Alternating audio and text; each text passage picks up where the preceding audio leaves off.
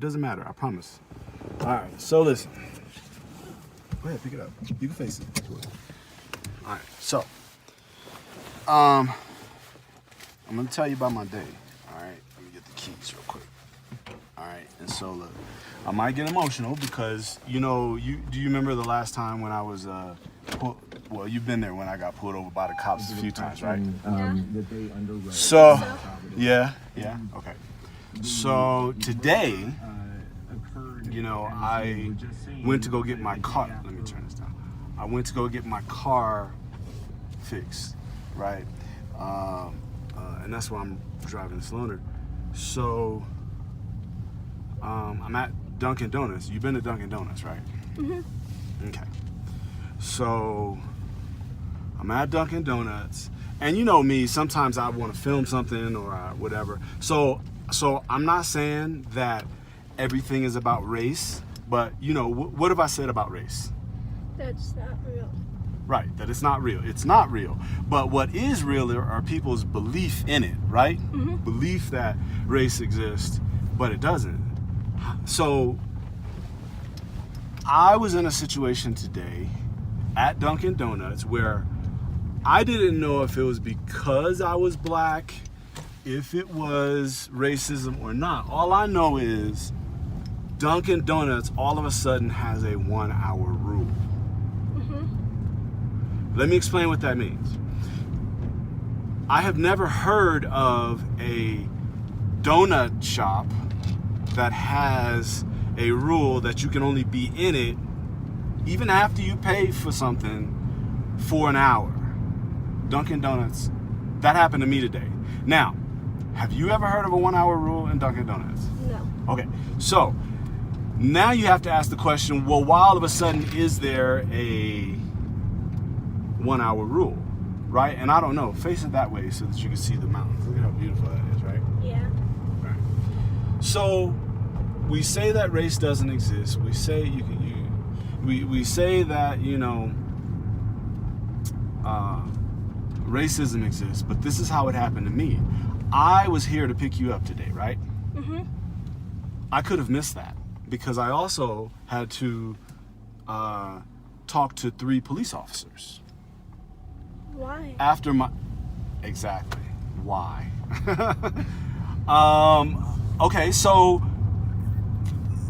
before the lady at Dunkin' Donuts told me about this 1 hour rule, she called the police.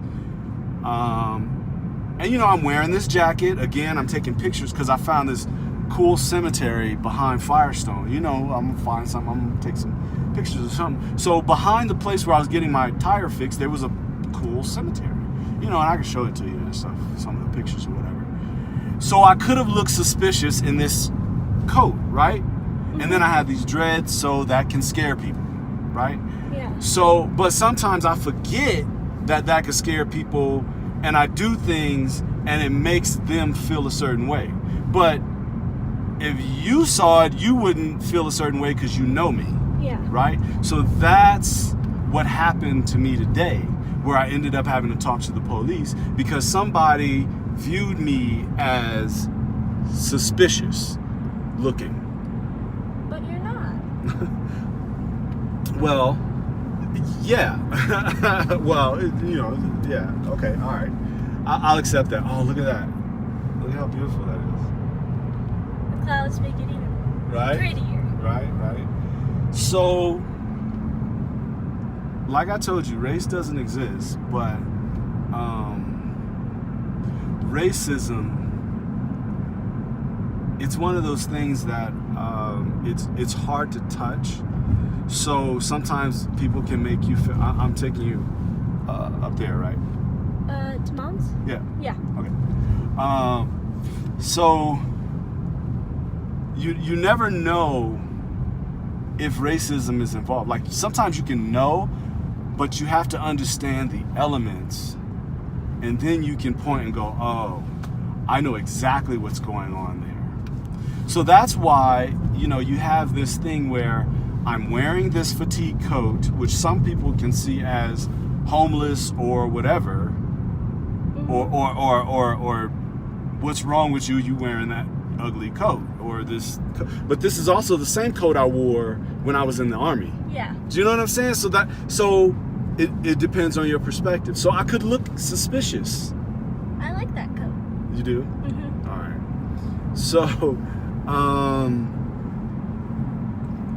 So that's how racism functions when you're black. Now, I said race doesn't exist, and I call myself black. I'm black because I experienced this particular kind of condition that causes people to make up rules on the spot. Yep. That is what black is. That when people say black, they're not talking about a group, a race of people. They're talking about a people under a certain condition. And that condition sounds like a 1 hour rule. Yeah. So yeah, that's it. I didn't know I would be able to hold my emotions in, but I think I've been thinking about it so much that I was able to articulate it to you. I'm proud of myself. You know, I'll be crying and shit. You know. Good job. Love you. All right, you can stop. Okay.